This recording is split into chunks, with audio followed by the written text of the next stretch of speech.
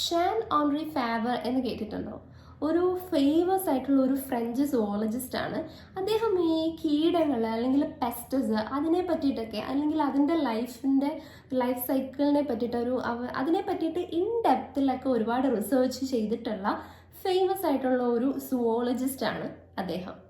അപ്പോൾ അദ്ദേഹം പൈൻ മരങ്ങളിൽ ജീവിക്കുന്ന ഒരു പ്രത്യേക ടൈപ്പ് ഓഫ് പുഴുക്കളുണ്ട്. ഒരു പ്രൊഫഷണറി കാറ്റർപില്ലർ എന്നാണ് അതിൻ്റെ പേര്.